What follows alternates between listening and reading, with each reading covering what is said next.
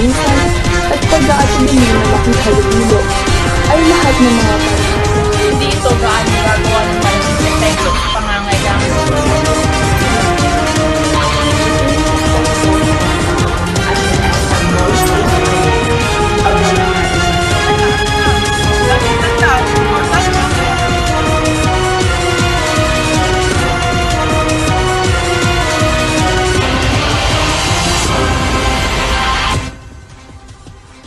Ayon kay Secretary Rafael Lotilla, mahirap sabihin kung gaano tatagal ang mahal na langis, ngunit naghahanap na sila ng mga paraan upang pagaanin ang epekto nito.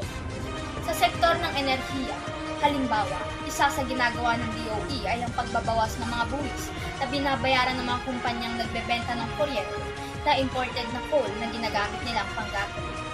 Sa halip na reference value o halaga ng buwis ng karaniwang binabayaran para sa imported na produkto, transactional value o na halaga ng transaksyon ang pagbabasihan ng buwis, na kahit papaano ay mas mababa at mas nakatitipid sa kuryente. Tinatalakay din ng gobyerno ang iba't ibang programa upang mabawasan ang epekto ng inflation o pagtaas ng mga presyo ng mga bilihin at serbisyo.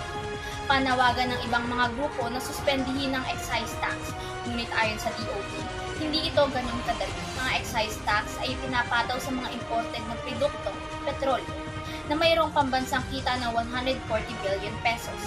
Ayon din kay Secretary Rafael Lotilla, ang ehekutibo at kongreso ang magdedesisyon kung ang excise tax ba ay dapat suspendihin sa mga produktong petrolyo.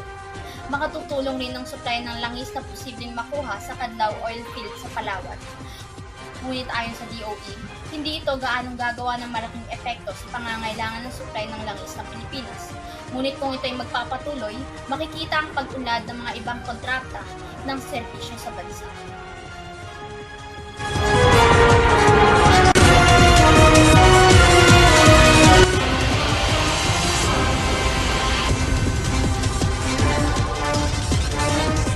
Tinampok sa NCAA All-Star Game ang mga Pilipinong basketball legends at rising stars. Ang team heroes na binubuo ni Kate Flores at Axel Romal ng Arellano University, Allen Liwag at Nat Coseo ng Emilio Aguinaldo College, J.A. de los Santos at Aging Mirinda ng Jose Rizal University, H.C. Altamirano at Jesse Sumopa ng San Sebastian Golden Stags, Jello Rason at Kim Auring ng University of Perpetual Helps. Kasama nila ang mga basketball idols na sila Marlo Aquino at dating lateral knight na si Willie Neal. Din ang kapuso actors na sina Jerry Gonzalez, Prince Clemente, Curse Biray at Season 97 All-Star MVP Jose Sarasola.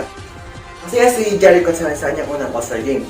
Good break din ito para sa NCAA players na sa kalagitnaan ng season. Makapanood ang NCAA All-Star Match sa GTV. Asir Nicolas, nakatutok 24 oras kasing si Mayor.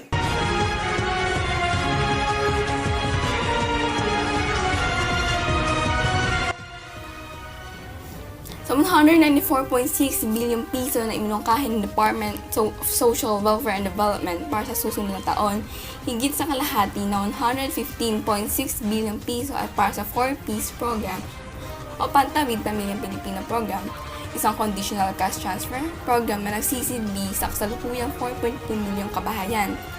Sabi ng DSWD, mga 5 taon, ang katanungan ng mga senador ay kung mabisa ang programang ito. At kaya bang iahon ang pinakamahirap na Pilipino sa kahirapan? Tinanong ni Senator J.V. Ejercito kung may exit mechanism ba para graduate ang isang benepisyaryo. Mayroong mekanismo, ngunit kung mayroong kang mga anak sa paaralan, sila ay lalahok sa isang sustainable living program upang mabuhay. Tinukoy ni Ejercito na ang paghahatid ng 4Ps ay isang anomalya sa ilang lugar. Ang mga benepisyaryo ay binibigyan lamang ng kalahati at minsan bawas pa ito. Sa wakas, inaprobahan ng Finance Subcommittee ang budget ng DSWD. At kailangan dumaan sa plenary deliberation, iniimbestigahan ng DSWD ang indayog ni Senator J.B. Ejercito. DSWD, ayon kay spokesman Romal Lopez, walang human pera ay dumiretso sa cash card ng beneficiary at kung sakaling mapatunayan na may nangyaring ganito, hindi raw nila ito kukonsintihin.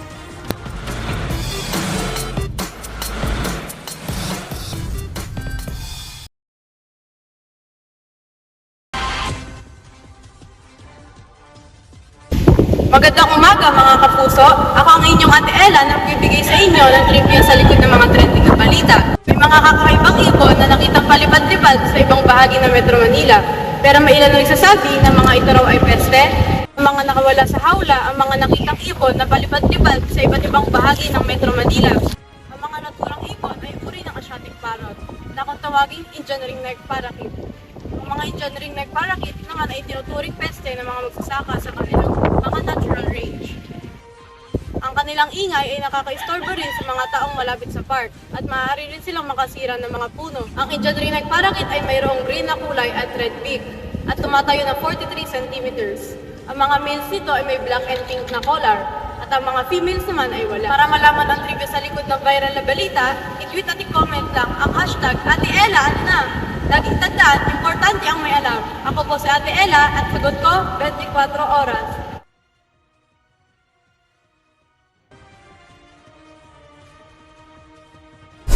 Magandang araw mga kapuso. Ayon sa isang pag-aaral, tumaas ang bilang ng mga kabataang nasa edad 15 hanggang 24 na nagtangka magpakamatay. Ang pandemya, nagkaroon ito ng epekto sa ating buhay at pinalala nito ang issue para sa ating mga kabataan. Ayon sa University of the Philippines Population Institute, 1.5 milyong kabataan na may edad 15 hanggang 24 ang naitala. Isang makabulong pagtaas mula sa kalahating milyon na naitala noong 2013. Ayon sa mga resulta ng pananaliksik, ang pangunahing dahilan ng pagpapakamatay ay mga problema sa pamilya. Sinusundan ito ng hindi pagkakasundo ng mag-asawa, pakiramdam ng paghihiwalay, depresyon, pagkabalisa, pananakot, break-up, sexual na pang-aabuso, at iba pang mga kadahilanan. Gayunpaman, natuklasan ng pag-aaral na 62% ng mga nagpakamatay ay hindi nagsabi sa sinuman at 0.7% lamang ang siya na tulong. Ang pagkamayamutin, kawalan ng gana sa pagkain, kahirapan sa pagtulog, pagpapabaya sa personal na kalinisan, at pag-aatubili na makihalubilo ay lahat ng mga palatandaan na ang isang tao ay nangangailangan ng tulong sa kanyang isip. Ayon sa mga eksperto, mahalagang protektahan ang ating kalusugan pangkaisipan, lalo na sa ating mga kabataan. Laging tatandaan na hindi ka nag-iisa sa problemang iyong kinakaharap.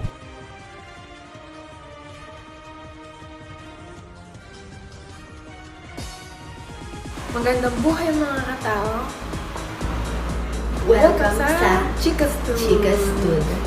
Ako po si Vergara. Ako naman po, si Barata. Kami po ang magtatanghal ng chika ngayong gabi. Tama, nabalitaan mo bang may 2 years old na more than 60 accidenting na parcel? Ngayon, Barata, nasobrahan ka na ata sa kape. Ay, pasensya Makiulit na. mo nga. Ito na nga. May 2 years old daw na bata na accidentally naka-order ng 60 na parcel. Aba, oo. Sabi ni Mami Densen, akala niya si Bunso ay nanonood o naglalaro lamang sa kanyang cellphone. Hindi niya kamalay-malay si Bunso ay naka-order na pala via online. 20,000 nga daw ang babayaran mo. Kaya sa mga mami dyan, makibantayan po natin ang ating mga chikite nang hindi po tayo magkaroon ng ibebentang bata. Lang po, bantayan natin sila nang sa ngayon walang bayaran na magaganap. May 50% off na rin po sa Lazada. Abangan niyo po yan. Top boy band na 17 ay magkakaroon ng concert sa bansa. Inanunsyo ito ng Pledis Entertainment kahapon Gaganapin lamang. po ito sa December 17, 2022 ngayon sa malaking lugar sa Philippine Arena, ang 17. Ang mga ticket details ay wala pa.